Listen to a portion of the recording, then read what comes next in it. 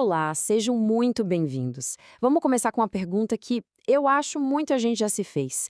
Ela veio de uma gerente de uma grande marca de alta moda e a pergunta é essa: como eu posso viver com verdade a minha fé no trabalho?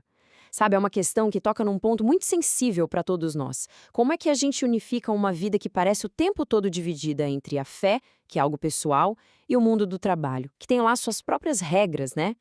Bom, é para mergulhar nisso que estamos aqui. E o título da nossa conversa de hoje já dá uma pista da resposta. A ideia é olhar para Cristo como um novo princípio, um novo ponto de partida. E não só para o que a gente pensa, mas principalmente para como a gente age em cada pedacinho da vida, inclusive no trabalho. Então, primeiro vamos entender bem esse problema. Essa sensação de fragmentação, sabe?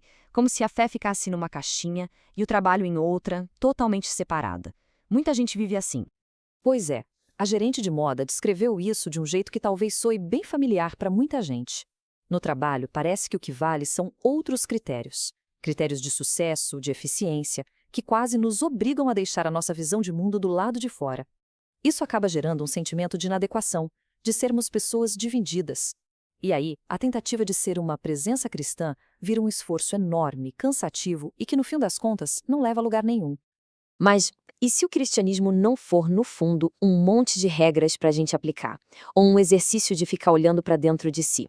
E se for, antes de mais nada, um acontecimento, um encontro real que vira a nossa vida de cabeça para baixo? É exatamente aqui que a nossa história começa a mudar de rumo. Então, o ponto central é este aqui. A fé não é uma teoria. É o reconhecimento de que algo aconteceu. É descobrir Cristo não como uma figura histórica, distante, mas como um amigo presente. E o mais incrível é que essa presença chega até nós de um jeito muito concreto, muito real, através de uma comunidade de pessoas de carne e osso, com todos os seus limites e defeitos. E essa imagem da Via Sacra de Matisse é uma ilustração fantástica disso. A gente não vê o rosto de Cristo diretamente. A gente vê através do véu de Verônica, que aqui, podemos pensar, representa a comunidade. Parece um paradoxo, né? Deus escolheu justamente esse método. É através da carne, da humanidade imperfeita da nossa companhia, que a perfeição do olhar dele nos encontra na história. A grande lição aqui é que a fé não é uma experiência solitária. Ela acontece em comunhão. E esse encontro gera uma consequência imediata quase que inevitável, o pertencer. Mas veja bem, não como uma obrigação, e sim como uma resposta de gratidão ao amor que nos encontrou primeiro. O que eu acho mais interessante aqui é como a gente desconstrói algumas ideias que temos sobre pertencer. Muitas vezes a gente associa isso a uma submissão cega, que apaga quem a gente é. Mas a proposta aqui é justamente o contrário. É no reconhecimento de que pertencemos a outro que a gente descobre de verdade quem somos. É o jeito que a presença dele escolheu para continuar viva na história. Para ilustrar essa dinâmica entre o indivíduo e a comunidade, vamos usar uma analogia musical, inspirada no Concerto para Violino de Beethoven. Pensem nisso. A realização plena do violino solista não acontece quando ele toca sozinho, isolado, mas quando ele reconhece o seu lugar dentro do todo da orquestra. Vamos acompanhar esse drama musical. Primeiro, a orquestra propõe um tema, uma melodia. O violino responde, mas logo ele quer se afirmar sozinho, com seus voos cheios de virtuosidade. A orquestra, com paciência, o chama de volta ao tema original, como se o resgatasse. E no final, a paz, a beleza máxima, acontece quando o violino se reencontra como parte essencial daquele todo. É um verdadeiro drama sobre liberdade e pertencimento. Bom, agora a gente vai para a segunda grande consequência do encontro. Algo que nasce diretamente desse pertencer. Um juízo. Eu sei, essa palavra juízo muitas vezes soa como algo negativo, né? Mas vamos ver como aqui ela ganha um sentido totalmente novo e muito positivo. O juízo comunional não tem nada a ver com condenar o mundo, tem a ver com adquirir uma nova capacidade de ver a realidade. É como ganhar um novo par de óculos, uma inteligência sobre as coisas que não vem de um esforço solitário de ficar pensando sozinho, mas que brota de dentro de uma comunhão, de uma amizade. O objetivo é ambicioso e fascinante. Tender a olhar para o trabalho, para a família, para os desafios, para tudo, com o mesmo olhar com que Cristo olhava. Essa frase é forte, provocadora, mas ela é fundamental.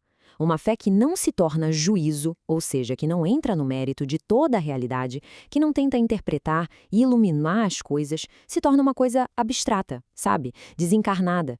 Ela simplesmente perde a relevância para a nossa vida concreta do dia a dia. Certo, mas como é que isso funciona na prática? Vamos voltar para a nossa gerente de moda. Ela se deparou com uma exigência da empresa sobre diversidade e inclusão, muito focada em certas categorias. A reação mais comum seria ou recuar, ou simplesmente se adequar sem questionar. Mas o que um juízo que nasce do pertencer pode gerar de novo? Vejam só o percurso, porque é aqui que a teoria vira vida real. O juízo dela não nasceu de uma reflexão isolada, na cabeça dela. Nasceu de uma conversa com um amigo da mesma comunidade que também trabalhava lá.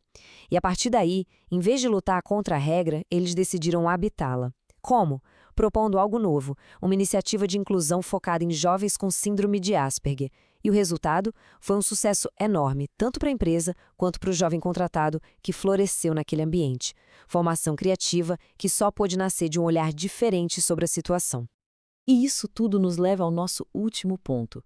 Quando se vive esse pertencer e se exercita esse novo olhar, a vida se torna naturalmente uma missão. Missão não é um programa para a gente executar ou mais um item na nossa lista de afazeres, não. É simplesmente o transbordar de uma vida que foi transformada. É o desejo de que o mundo inteiro conheça aquele amigo que a gente encontrou. E isso se resume em duas ações muito simples: amar e servir, onde quer que a gente esteja. E o melhor de tudo é que, para essa missão, a gente não precisa ser perfeito. O protagonista do romance de Graham Greene é um padre cheio de fraquezas, um alcoólatra. E, no entanto, é ele que Deus usa para levar a sua presença àquele povo. Isso nos lembra de algo muito libertador. Deus não precisa de heróis, ele precisa de pessoas que, mesmo com todas as suas fragilidades, se colocam à disposição. A nossa vocação, a nossa missão, se revela nas circunstâncias concretas da vida. Simão de Cirene estava só de passagem por ali, quando foi obrigado a carregar a cruz. Aquele evento, que parecia um acidente, se tornou o lugar da missão dele. O mesmo vale para nós. O nosso trabalho, a nossa família, o nosso bairro, esse é o lugar onde somos chamados a viver. E essa obra de Rembrandt, para mim, captura a essência da missão de um jeito genial. Enquanto os discípulos estão ali maravilhados com Cristo ressuscitado, lá no fundo, na escuridão, tem uma serva simplesmente trabalhando. A postura dela ecoa a de Cristo e ela reflete a luz dele. Por quê? Porque, como ele, ela está servindo. A nossa tarefa é essa: ser um reflexo, mesmo que pequeno, da luz dele através do nosso serviço. E para terminar, essa frase de um testemunho pessoal resume tudo de forma poética. Nós não somos melhores ou mais capazes por nós mesmos. Nós somos como a lua, inabitáveis, feitos de pedra de areia. Mas a nossa beleza, o nosso valor, vem de outro lugar. Vem da luz que a gente recebe por pertencer a outro. E talvez, no fim das contas, viver a fé no trabalho não seja sobre ter todas as respostas, mas simplesmente sobre isso: aceitar ser iluminado para poder refletir um pouquinho dessa luz. Muito obrigada pela companhia